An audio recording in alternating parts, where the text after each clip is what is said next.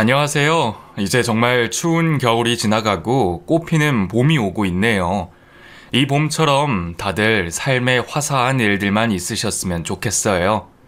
저는 부족한 것 없이 자라 결혼을 하고 좀 힘든 삶을 살게 됐고 남들한테는 창피해서 말도 못하는 일이 있답니다.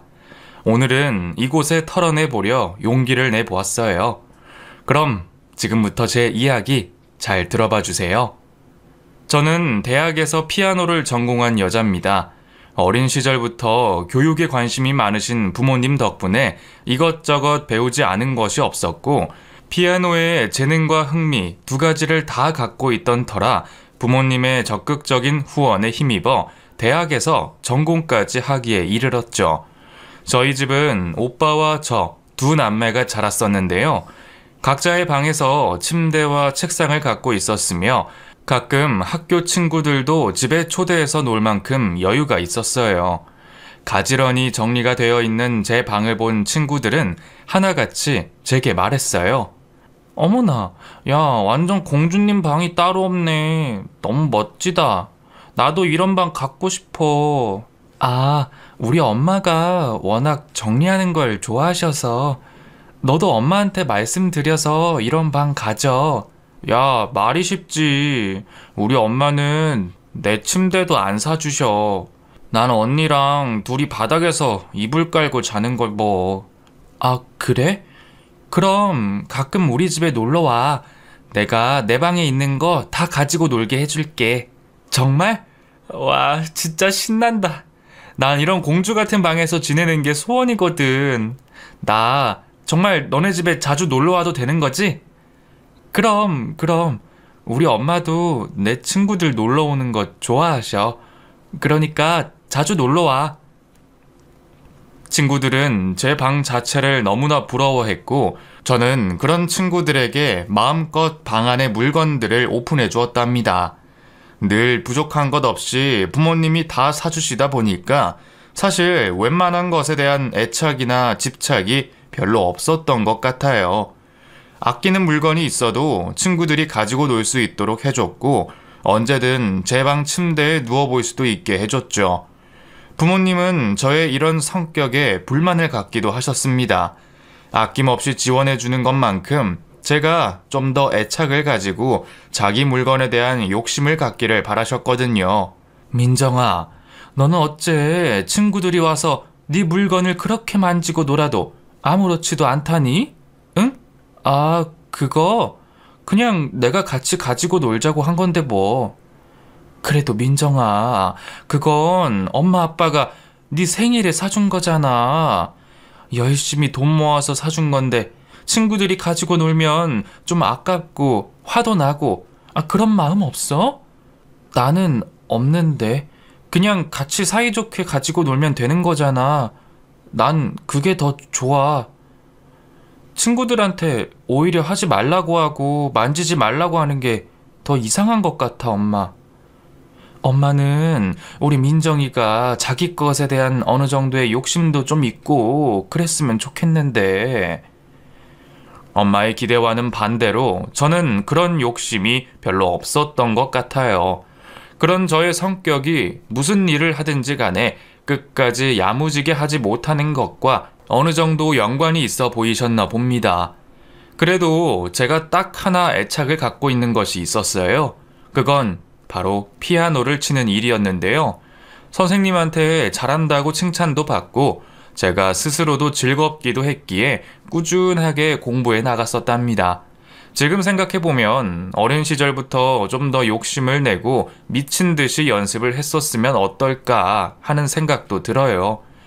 나이가 들어 뒤늦게 욕심을 가져봤지만 이미 그때는 많이 늦었었거든요. 좀 더 악착같이 피아노에 집착해서 했더라면 유학도 갈 수 있었을 테고 연주자로서 어느 정도 성장도 할 수 있었을 텐데 말이죠.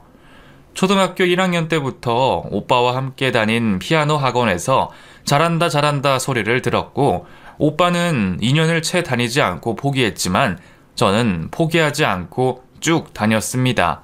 사실 초등학교 저학년 시절에는 피아노 연주 자체에 대해 굉장한 흥미를 느꼈다기보다는 그냥 학원 안에서 하는 파티나 선생님의 칭찬, 친구들이 부러워하는 눈길 등이 좋아서 더 열심히 했던 것 같아요. 솔직히 제가 어린 시절에는 동네에 좀 큰 학원이 있으면 학교 친구들이 모두 다 똑같은 학원에 다녔을 정도였으니까요. 학교 앞에 딱 그 피아노 학원 하나뿐이었는데 학교 친구를 비롯해 언니, 오빠들이 몽땅 다 다니고 있었답니다. 저보다 진도를 빨리 나가서 더 어려운 곡을 치는 사람들도 물론 많았죠. 하지만 선생님은 저의 손가락 모양이 너무 예쁘다고 하시면서 친구들에게 말씀하셨어요. 자자 얘들아, 여기 민정이 손 모양 좀 볼래? 이렇게 동그랗게 달걀을 준 것 같은 모양으로 힘을 빼고 손가락 끝으로 건반을 눌러야 하는 거야. 잘 봐봐. 정말 민정이 손 모양 그렇지? 너무 예쁘다. 맞아요, 선생님. 민정이는 정말 손 모양을 예쁘게 치네요.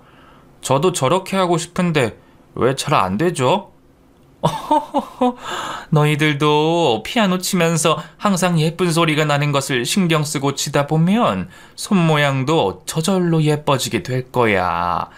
예쁜 모습으로 해야 예쁜 소리가 난다는 거 다시 한번 잊지 말자.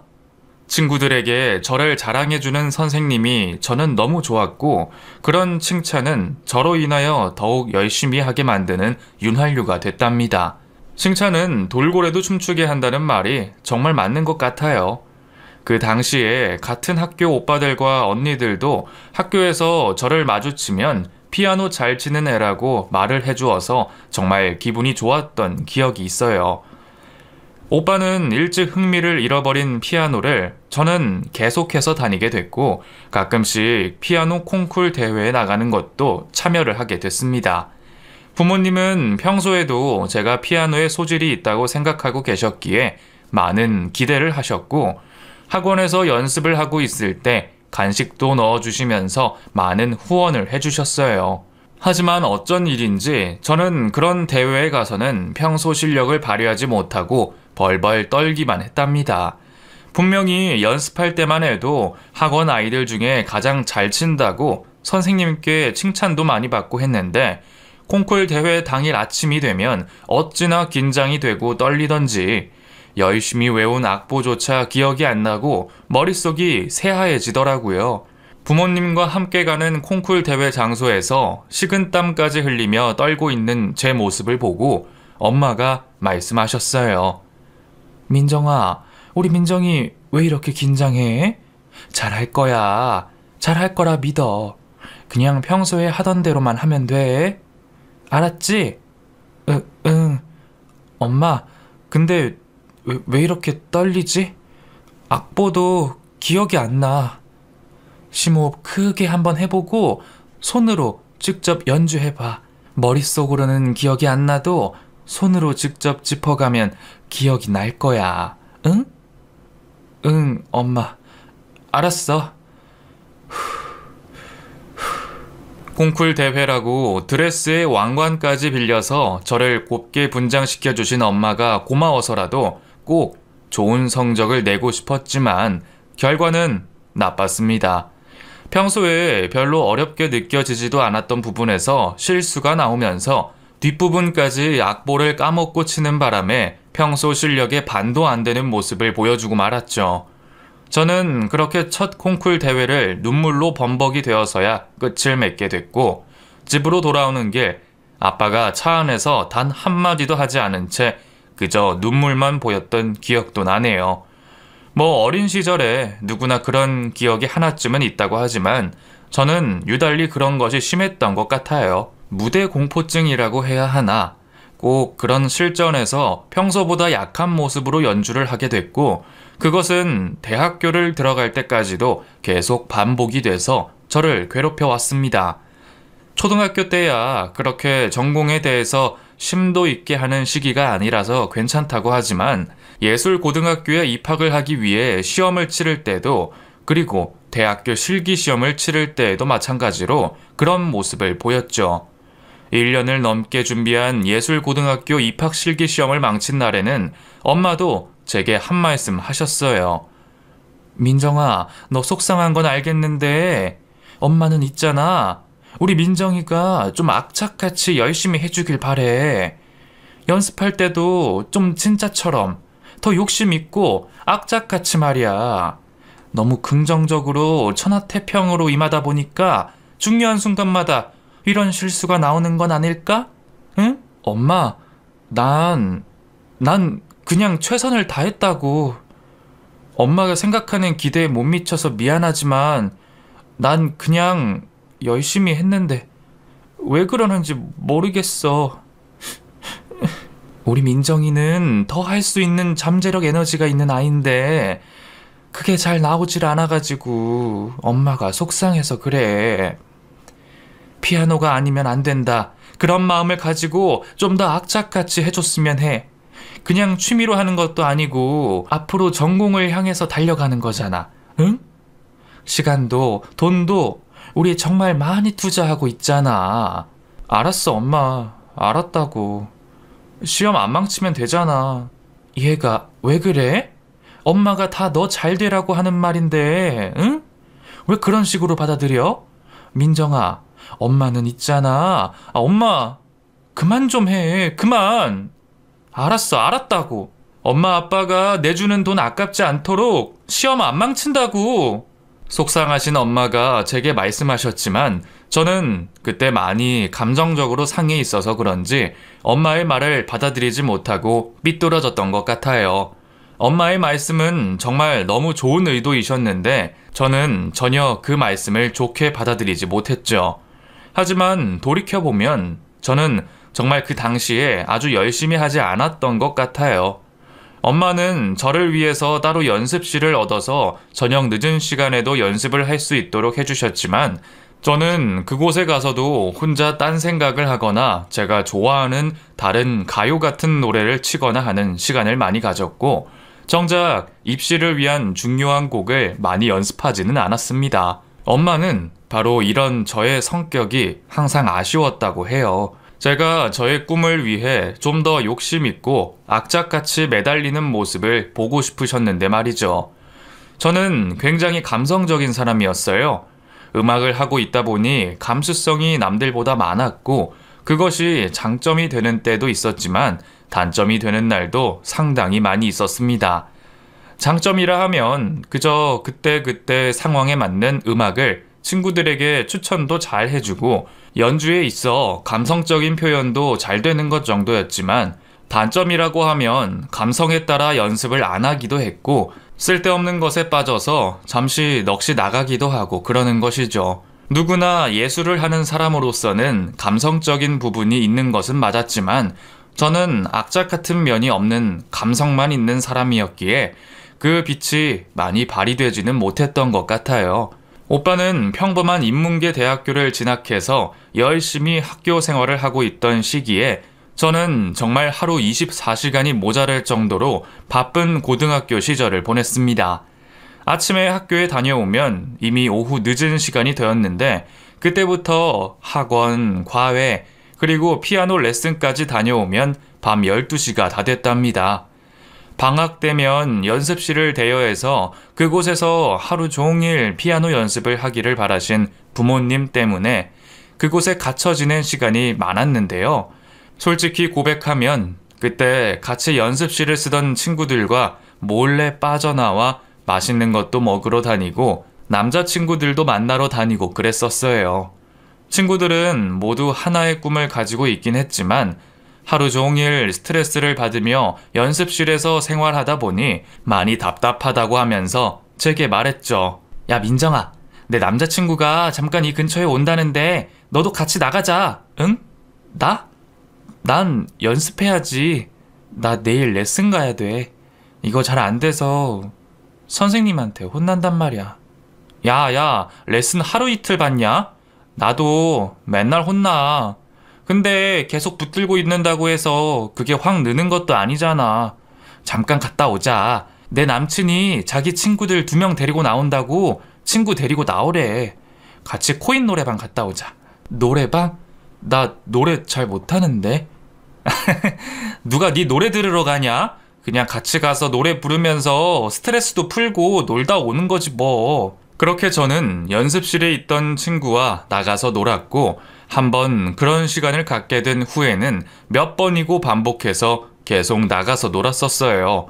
무엇이든 처음이 어렵지 두 번, 세 번째는 정말 쉬운 법이잖아요. 그리고 친구 남친이 데려온 친구들 중 한 명과 교제도 하기 시작했었죠. 또 제 성격에 감성적이다 보니까 남자친구와 교제하면서 그 남자에게 빠져서 공부도 피아노 연습도 제대로 되지 않았답니다. 도무지 아무것도 집중을 할 수가 없었죠. 아무튼 그렇게 고등학교 시절을 보내고 나니 저의 피아노 실력은 그저 그냥 그런 평범한 정도가 되어 있었고, 인류대학교에 들어가서 유학까지 가기를 바라셨던 부모님도 점점 기대감을 낮추셨습니다. 레슨 선생님과 진로에 대한 상담을 다녀오신 후 실망이 가득한 한숨을 쉬시며 제게 말씀하셨는데요. 민정아, 선생님이 그러시는데 우리 원서 쓰는 학교가 엄마가 생각한 학교랑 너무 다른데 이거 진짜니? 응? 응. 엄마 미안. 나도 좀 더 잘하고 싶은데 그게 잘 안 되네. 그래, 그럴 수 있지. 무엇이든 뭐 마음대로 다 되기만 하는 건 아니니까. 민정이가 그렇게 열심히 해도 잘 안 된다면 어쩔 수 없는 거지. 지금 가진 선에서 최선을 다하자. 응? 엄마 아빠는 늘 민정이 응원해. 알았어, 엄마. 응, 최선을 다해볼게. 엄마는 제가 남자친구를 사귀고 연습도 제대로 하지 않는다는 것도 모르신 채 그저 한숨만 쉬시며 저를 끝까지 믿어주신다고 하시더군요. 좀 죄송하기도 했지만 그렇다고 그 이후에도 특별히 달라지지는 않았던 것 같아요. 그렇게 딱 제 실력에 맞는 보통 학교의 피아노과에 입학을 하게 됐고, 그곳에서 저는 새로운 친구들을 만나면서 정말 열심히 사는 친구들이 많다는 사실을 알게 됩니다. 진짜 레슨 받을 돈이 없어서 최대한 레슨의 횟수를 늦추고 혼자 피나는 연습을 하면서 알바까지 해서 레슨 받아온 오빠도 있었고, 집안 사정이 힘들어 개인 과외 같은 것을 받아본 적 없이 동네 학원에서만 배우고 당당히 피아노과에 진학한 친구도 있었어요. 저는 그런 사람들을 보면서 참 제가 부모님께 받은 후원에 비해 열심히 하지 않았구나 하는 생각을 하기도 했어요. 하지만 대학 생활은 성인이 되었다는 마음에 술도 먹고 놀러도 가고 하면서 점점 저는 피아노에 대한 애착보다는 삶에 대한 새로운 세상에 눈을 떠버려서 정말 열심히 하지 않았던 것 같아요. 그 당시 저는 다른 학교 체대와 미팅을 하는 자리에 꽤 많이 나갔었습니다. 예체능은 예체능과 통한다는 그런 말이 있다고 하면서 많은 친구들이 저를 미팅 자리에 데리고 나갔죠. 그때는 고등학교 때 만난 남친과도 헤어지고 있을 때라 여기저기 참 많이도 다녔었어요. 그리고 3명 정도의 남자친구를 사귀다가 드디어 미래의 남편을 만나게 됐답니다. 저보다 3살 위인 오빠였던 체대생 남친은 군대를 제대하고 학교 졸업을 앞두고 있었는데 키도 크고 몸도 좋아서 아주 제가 홀딱 반해버렸었어요. 성격도 와일드하고 터프한 면도 있었는데 그때 저는 왜 그렇게 그런 모습이 좋아 보였는지 몰라요. 지금 생각해보면 참 쓸데없는 모습이었는데 그때는 그 모습이 너무나 멋져 보였죠. 술도 잘 마시고 트레이닝복을 입은 모습도 너무나 멋진 그 오빠와 데이트하는 것이 제 삶에서 가장 행복한 순간이었답니다. 제가 체대생 남친을 만난다는 사실을 알고 저희 오빠는 극구 반대를 하며 말하더군요. 야, 너 체대 남친 만난다며? 야, 만나지 마라 웬만하면. 왜? 왜 만나지 마? 오빠가 뭘 한다고? 야, 체대 나와서 제대로 일도 안 하고 껄렁껄렁 되는 애들이 얼마나 많은 줄 아냐? 그냥 평범한 문과나 전문적인 이과 애들 만나. 취업 준비하고 열심히 공부하고 그러는 애들 말이야. 미래를 위해서는 그게 100번 낫다니까. 너 진짜 후회해. 참나, 됐거든? 난 그렇게 답답하고 속 터지는 애들 안 만나. 내 남친만 만날 거라고. 제대로 취업해서 직장 다니는 게 최고의 행복이야. 열심히 공부한 애들이 괜히 그러는 줄 아냐? 오빠 말 들어. 오빠도 봐. 취업하고 첫 연봉이 벌써 이 정도인데 네 남친은 뭐 한다니? 당장 졸업인데 졸업하고 뭐 해서 돈 벌 건데. 상관하지 마. 다 생각이 있겠지. 뭐 회사 다닌다고 돈 잘 벌고 안 그런다고 돈 못 버냐? 사업해도 되고 뭐 그렇지. 오빠의 반대에도 저는 아랑곳하지 않고 오로지 제 남친 한 사람밖에 보이지 않았습니다. 남친은 곧 졸업을 했고 친정 오빠의 말대로 제대로 취업을 할 준비를 하지 않더군요. 그래도 어린 시절부터 수영 선수를 했었기에 거기에 대한 프라이드가 상당히 강했는데 막상 알아본 수영 코치 월급이 너무 짜다고 자존심이 상해서 일하기가 싫다고 하더라고요. 저는 그래도 뭐라도 해야 되지 않겠냐며 남친을 설득했지만 제 말은 별로 귀에 들어오지 않는 듯 했습니다. 그리고 선배가 한다는 술집에서 일을 도와준다고 하면서 밤마다 그 술집에 나가더군요. 솔직히 저희 부모님께 남자친구의 현재 상황에 대해서 말씀드리지는 못했어요. 그저 사업을 준비하고 있다고만 했고 더욱이 오빠한테는 절대로 말을 하지 못하겠더라고요. 괜히 말했다가는 바로 헤어지라고 할 게 뻔하니까요. 하지만 제 사랑은 식지 않았습니다. 사랑 하나만 있으면 살아가는데 아무런 문제가 없다고 생각했죠. 저는 피아노 학원에서 아이들을 가르치며 일을 하고 있었고 남친은 선배가 운영하는 술집에서 알바를 하며 결혼을 하자는 말을 하기 시작했어요. 서로 모아둔 돈 하나도 없이 그저 사랑 하나만 가지고 결혼을 한다는 생각이 지금 돌이켜보면 참 용감하기도 했었네요. 철이 들어 자기 앞길을 위해 저축도 하고 투자도 하는 또래의 똑똑한 친구들을 보면 제 모습이 한심하기도 하고요.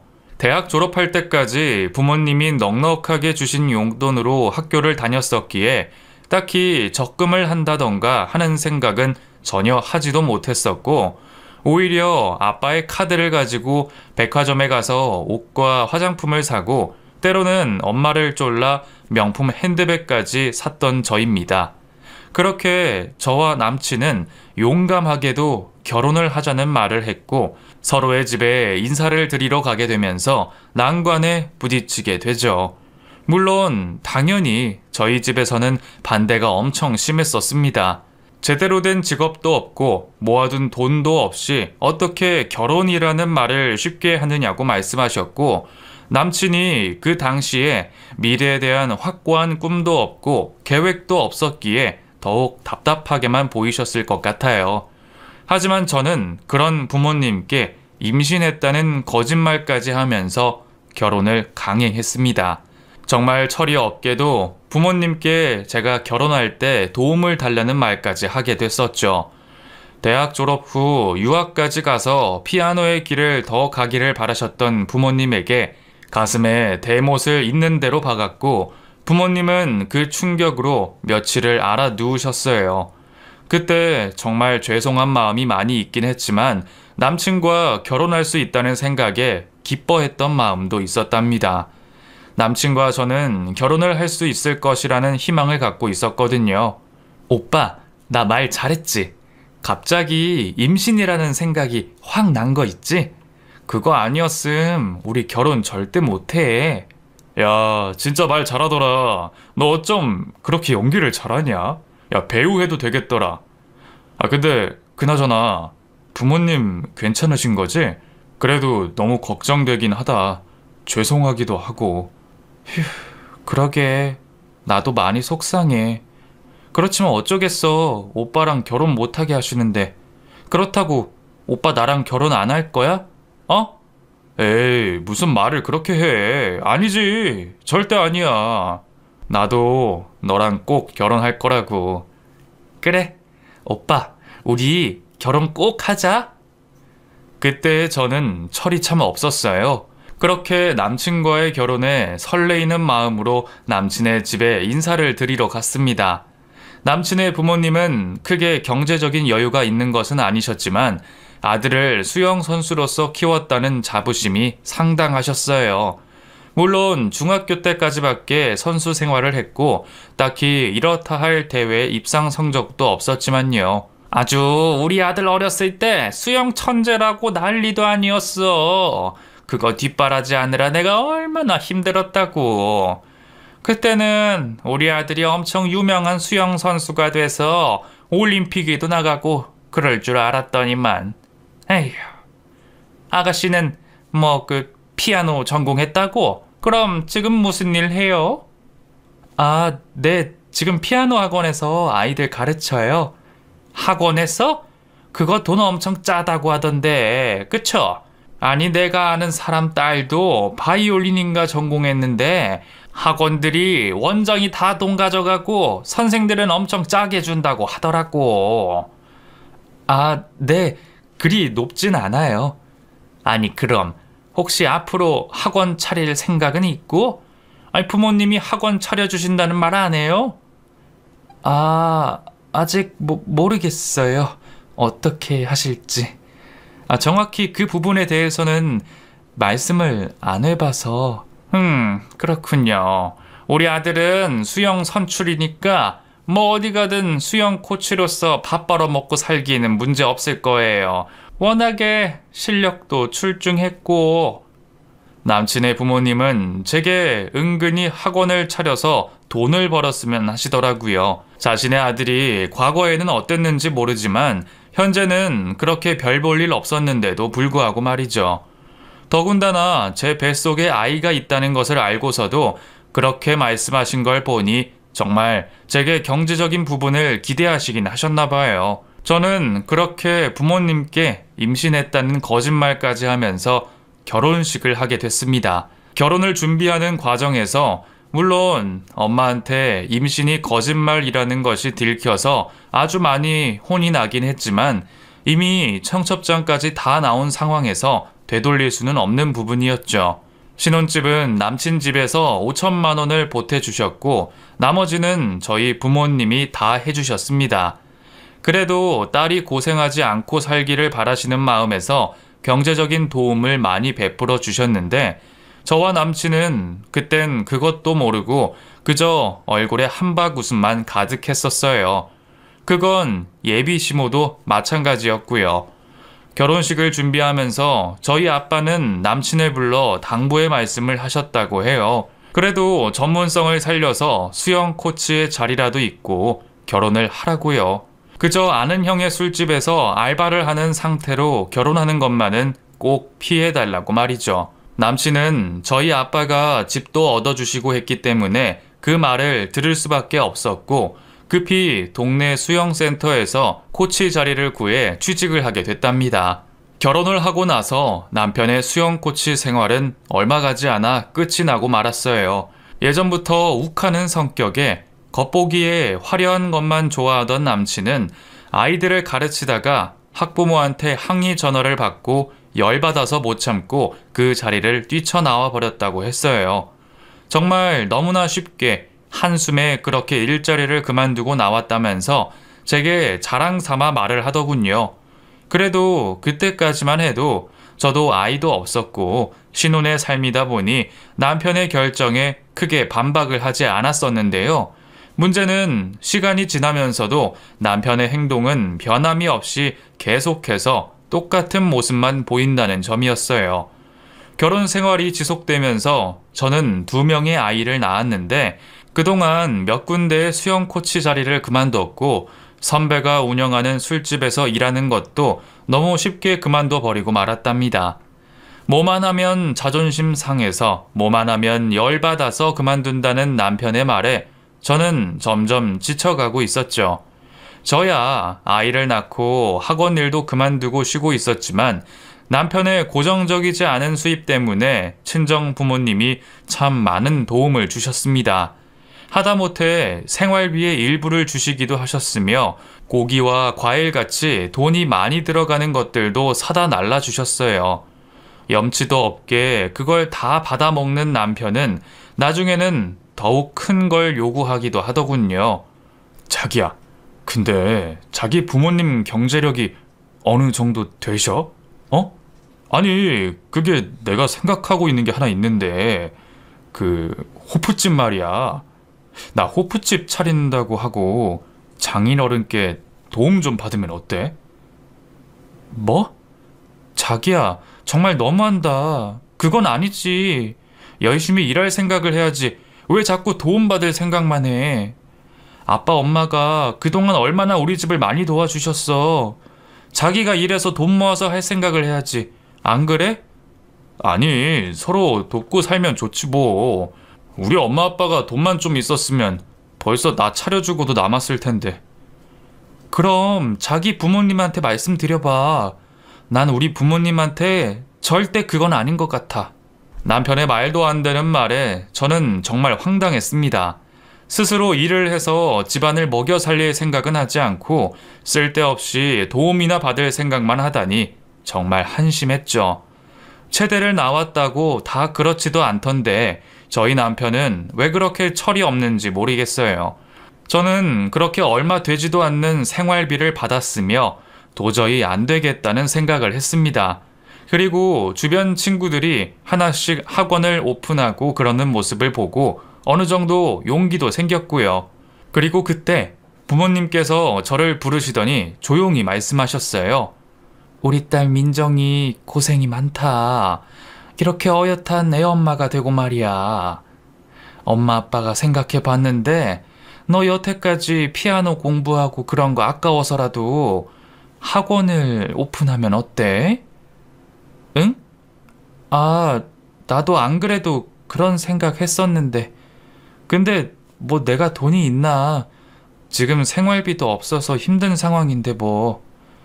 그거야 걱정 마. 엄마 아빠가 우리 딸 학원 하나 차려줄 생각은 진작부터 하고 있었단다.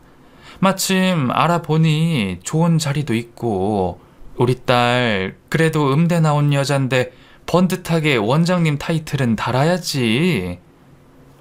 엄마 아빠 너무 고마워요. 나 정말 열심히 해볼게. 친구들도 많이 오픈했으니까 가서 배우기도 하고 진짜 이번엔 악착같이 욕심 있게 일궈 나가 볼게요. 그래 우리 딸 이번에는 정말 욕심 있게 한번 해보자. 그렇게 저는 부모님이 차려주신 피아노 학원의 원장이 됐습니다. 저는 그때 다짐했죠. 정말 어렸을 때 열심히 하지 않고 부모님 실망시켜 드린 것, 이제부터는 좀 다르게 해야겠다고요. 이제 저도 한 아이의 엄마이고 이 아이들에게 좀 더 찬란한 미래를 넘겨주고 싶었기 때문에 진짜 열심히 해야겠다는 생각이 들었어요. 엄마라는 존재는 정말 강한가 봐요. 친구들 중에 먼저 학원을 차린 친구들을 찾아가서 운영의 노하우도 배우면서 정말 많은 것을 얻었습니다. 이미 젊은 시절부터 학원을 차려 일궈 나간 친구들은 벌써 집도 사고 차도 바꾸고 하면서 멋지게 살고 있더라고요. 그중 한 친구는 제게 학원의 운영 노하우뿐만 아니라 집을 장만하는 법도 알려줬는데요. 뭐니 해도 집을 사서 돈 버는 것이 최고의 투자라고 하면서 학원을 운영하면서 얼른 종잣돈을 마련해서 집을 장만하라고 하더라고요.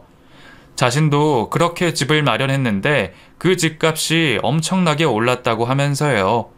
저는 정말 아무것도 모르던 새로운 정보에 눈을 뜨게 되는 순간이었습니다.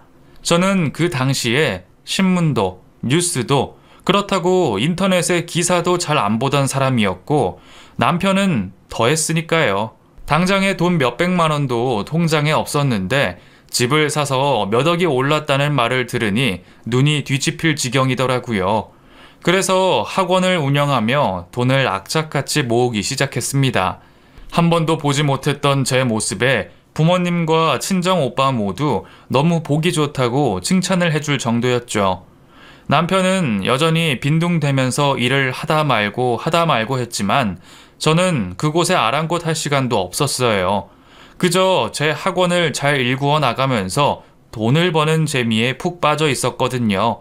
남편이 빈둥대며 제 학원 문 셔터만 내려주려고 자꾸만 제게 들러붙어 있을 때도 저는 화도 한번 내지 않고 그냥 그러려니 하면서 받아줬습니다. 돈의 여유가 좀 생기니까 마음의 여유도 좀 생겼었던 것 같아요. 제가 학원을 일구어 나가면서 아이들은 저희 친정 부모님이 봐주셨고 가끔씩 시모가 제 학원에 찾아왔었습니다. 학원은 2년이 지나서 원생이 많아졌고 아이들로 북적거리는 모습을 보면서 시모는 말했죠. 어머나, 이게 다 몇 명이야? 어? 아이고, 아주 득실득실거리는구만. 어머님, 여긴 웬일이세요? 지나가다 들렸다. 아이고, 얘네 한 명당 원비가 얼마니? 이거 아주 꽤 많겠는데? 애들이 총 몇 명이나 돼? 어머님, 조용히 해주세요. 애들 들어요. 돈으로 아이들 숫자 생각하면 이 일 못해요. 저는 정말 열심히 아이들 가르칠 뿐이라고요. 참나, 너 말은 똑바로 해라. 다 돈 벌라고 하는 거지 괜히 하니? 너 돈 좀 번다고 네 남편 밥도 잘 안 챙겨주고 그런다던데 그거 정말이야? 아무리 여자가 돈을 벌고 그런다 해도 남편은 자고로 하늘이야. 알겠니? 그리고 우리 애가 워낙 운동하던 시절부터 내가 잘 먹여놔서 웬만한 거 아니면 잘 먹지도 않는다. 제대로 잘 좀 챙겨 먹여라. 알겠니? 네, 알겠어요, 어머님. 시모는 학원 원생들의 모습을 보면서 제가 돈을 어느 정도 많이 번다는 것을 알고 계셨던 것 같아요. 그리고 그 후부터는 생일이나 어버이날 같은 때에 제가 하는 선물에 대해서 많이 기대도 하시더군요. 은근히 더 비싼 선물을 받았으면 하는 마음이 있으신 것 같았는데 그게 고스란히 얼굴에 다 드러나셨답니다. 아무튼 그렇게 저는 정신없이 하루하루를 보내며 돈을 마련했고 몇 년이 지나 청약 통장을 통해 좋은 기회를 마련하게 됐어요. 남편은 아무 지식도 없는 채로 그딴 걸 뭐하러 하냐고 제게 말을 했지만 저는 남편의 말을 싹 무시해버리고 제 마음대로 해버렸답니다. 그때 친정 부모님이 마련해 주신 집도 전세로 돌려놓은 상태였기 때문에 남편은 더더욱 이해를 하지 못했죠. 그리고 그 소식은 시모한테까지 들어가서 시모가 제 학원에 찾아와 미쳤냐며 소리를 지르는 경우도 있었답니다. 얘가 돈 좀 만지더니 정신 못 차리네. 너 그런 건 아무나 하는 줄 아니? 괜히 니네 부모님이 해주신 집도 못 지키는 거 아니냐고. 남들 다 청약이니 뭐니 해서 돈 번다고 너도 잘 될 줄 알고 그냥 얌전히 학원이나 하면서 돈 벌어. 뭣도 모르면서 나대지 말고. 어머님, 이건 저희 생활이에요. 제가 알아서 한다고요. 너희 생활이긴 해도 그 집 살 때 나도 돈 보탰다. 그건 알고 있겠지? 그 집도 사고 난 후에 몇 천이나 올랐는데 네 멋대로 그걸 전세로 돌리고 그럴 수가 있냐? 네가 그런 부동산 쪽으로 뭘 안다고? 어디서 주워들은 소문으로 그러는가 본데 너 그러다가 내 아들 앞날도 망치는 거 아니냐? 시모는 학원까지 찾아와 막말을 짓거리셨고 그 모습을 본 학원 선생님들이 저를 걱정할 정도였어요. 아주 창피하고 속이 상해 미쳐버릴 것 같았죠. 하지만 저희 친정 부모님과 친정 오빠는 이미 그런 쪽으로 지식을 갖고 계셨던 분이기 때문에 제게 용기를 주셨고 응원해 주셨습니다. 그 덕분에 저는 좋은 기회가 생겨 집을 장만하게 됐고 그 집은 몇 년의 시간이 지나 10억 가까이 오르게 되는 경사를 맞이할 수 있었습니다. 남편의 일정한 수입이 없이 오로지 저 혼자 그걸 준비하면서 대출금까지 갚느라 저는 뼈가 빠지게 일을 해야 했고 제가 학원을 하면서 돈을 잘 버는 줄 알고 펑펑 써대는 남편의 카드값까지 갚느라 아주 저는 지칠 대로 지쳐가고 있었습니다.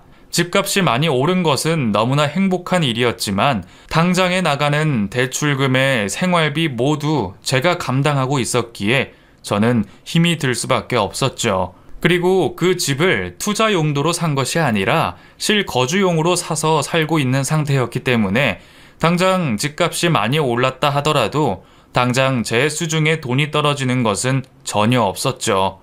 그것도 모르고 시모가 제게 찾아와 막말을 하셨습니다. 얘 며느라가, 너 니네 집값 얼만지 봤냐? 네? 아, 네, 알고 있어요, 어머니. 그럼 니네 집 10억 가까이 오른 거 알고 있지? 너 처음 집 얻었을 때 내가 돈 해준 것도 알고 있겠지? 그거 없었으면 너네 처음 신혼생활 할 때 그 집도 못 샀을 텐데 말이다. 안 그러니? 아, 네, 도와주셨죠.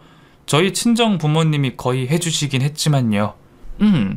그건 그렇고 너네 집값이 그렇게 많이 올랐는데 어쩜 하나밖에 없는 시애미를 이렇게 모른 척 할 수가 있다니? 남들은 자식들이 돈을 얼마나 주네, 건물 명의를 옮겨주네 하면서 앞으로 노년에 살 생활비를 마련해 준다는데 너는 어쩌면 그렇게 입을 싹 닫고 있냐고 말이다. 네 자식들은 그렇게 좋은 옷 입히고 비싼 학원 보내면서 말이야. 네? 어머님, 그게 무슨 말씀이신지. 너네 집 10억 가까이 올랐으니까 내게 5억만 다오. 그래봐야 반 아니니? 5억만 있으면 나도 평생 노년에 돈 걱정 없이 살 수 있을 거다. 니네 남편 내가 보란듯이 수영선수 시키느라 아주 뒷바라지를 얼마나 했는데 그 정도는 줘야지. 어머님, 무슨 말씀하시는 거예요? 지금 저희 이 집에서 살고 있잖아요. 집값이 오르면 뭐예요? 저희가 살고 있는데. 그리고 어머님, 이 집 대출금이 얼만지나 아세요? 네? 어머님, 그 잘난 수영선수 출신 아들이 생활비 제대로 벌어다 주지도 않아서 대출금에 생활비까지 제가 갚고 있는 것도 아시겠죠? 뭐가 어째? 이것이 어디 눈을 똑바로 뜨고 너 그런 버르장머리 어디서 배웠니? 어? 시몬은 저의 말에 개거품을 물으며 언성을 높이시더군요. 본인이 한 말도 안 되는 억지는 생각도 안 하시고 말이죠. 저는 그 모습에 더욱 화가 나서 분명하게 제 입장을 말씀드렸어요. 어머님, 똑똑히 들으세요. 저희 집 10억 오른 거 아시면 저희 집 대출금이랑 한 달 생활비도 제대로 알려드릴게요. 그리고 그 지출 가운데 어머님 아들이 얼마를 내는지도 알려드리죠. 제가 여태까지 비리비리한 남편 그냥 참고 또 참았는데요. 어머님이 이렇게 돈을 내놓으시라고 하시니 저도 앞으로는 남편한테 돈 내놓으라고 할게요. 저희 집 대출금, 생활비 통틀어서 정확히 반 주지 않으면 이 집에서 쫓아낸다고 좀 말해주세요. 이 집 명의 제 거인 줄 아시죠? 뭐라고? 네, 이것이 정말... 아니, 원장 되더니 이게 시모를 개똥으로 안다니? 이게 정말... 정확하게 다 들으셨죠? 지금도 제 카드 가지고 나가서 친구들이랑 펑펑 술 처먹고 돌아다니는 아들 단속 좀 잘 시켜주시라고요. 제가 어머님 문자로 대출금이랑 생활비 보내드렸어요. 앞으로 이 돈의 반 못 보내면 아드님 쫓아내겠습니다. 확실히 아셨죠? 시몬은 저의 단호한 말을 듣고 그제서야 꼬리를 내리며 저희 집에서 나가시더군요. 아마 그날 자기 아들을 불러 제가 한 얘기랑 제가 말씀드린 금액을 다 얘기하셨을 거예요. 정말 결혼해서 단 한순간도 경제적으로 책임감을 가지고 일한 적 없는 남편에게 실망도 많이 했지만 오로지 사랑으로 또 아이들 봐서 참고 또 참고 있었답니다. 하지만 시모가 말도 안 되는 억지를 부리며 제게 돈을 내놓으라고 하니까 저도 이제서야 속 시원히 그동안 참았던 부분에 대해 말씀을 드릴 수밖에 없었어요. 아무리 생각해도 저는 그때 그 말을 한 것에 대해 잘했다고 생각합니다. 제가 청약이니 뭐니 한다고 할 때 콧방귀도 뀌지 않고 저를 무시하더니 이제 와서 오른 집값만큼 현찰로 내놓으라뇨. 억지도 이런 억지가 어딨습니까? 아이들 보기에 떳떳한 삶, 그리고 좀 더 나은 미래를 안겨주기 위해 피땀 흘려 돈 벌고 있는 제가 안타깝지도 않나 봅니다. 제 말에 개거품을 물고 집으로 간 시모는 그 다음부터는 그런 말이 쏙 들어갔어요. 제게 집값에 대한 부분을 일절 말하지 않으시더군요. 오히려 몇 가지 반찬을 했다며 저희 집 현관문에 걸어놓고 가신 적도 있으실 만큼 제게 조심스러워 하시는 모습을 보게 됐답니다.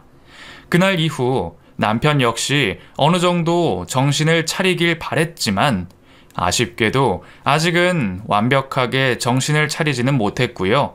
지금은 그나마 체크카드만 주고 한 달에 딱 25만 원만 넣어놓고 있답니다. 제게 무언가 반발한다 싶으면 이 집에서 쫓아내 버리려고 생각 중이에요. 그래도 심성은 착해서 아직까지는 제 말을 잘 듣고 있거든요. 가끔 욱할 때가 있긴 하지만 그것도 나이가 드니 점점 강도가 약해지긴 하더라고요. 남편이 주는 돈은 아직 전체 대출금과 생활비의 반이 되지는 않지만 그래도 노력하는 모습이 가상해서 조금은 봐주고 있기도 해요. 저는 지금 그 누구도 부럽지 않게 열심히 아주 악착같이 살아가고 있습니다. 오랜 기간 운영하고 있는 학원도 자리가 잡히고 노하우가 쌓여서 척척 잘 돌아가고 있고요. 여러분들의 인생은 어떤지 궁금하네요. 사람 사는 일이 다 비슷하다고는 하지만 그래도 이곳의 사연들을 들어보면 참 황당하고 이상한 일들도 많이 일어나는 것 같더군요. 저는 이곳에 이렇게 지난 날들을 털어놓으니 뭔가 마음이 후련해지는 기분이 들어요. 여러분도 말 못하고 답답한 고민이 있다면 이곳에 털어놔 보세요. 정말 홀가분한 마음을 느끼실 수 있을 겁니다. 이상으로 제 이야기 마칠게요. 긴 이야기 끝까지 들어주셔서 감사해요.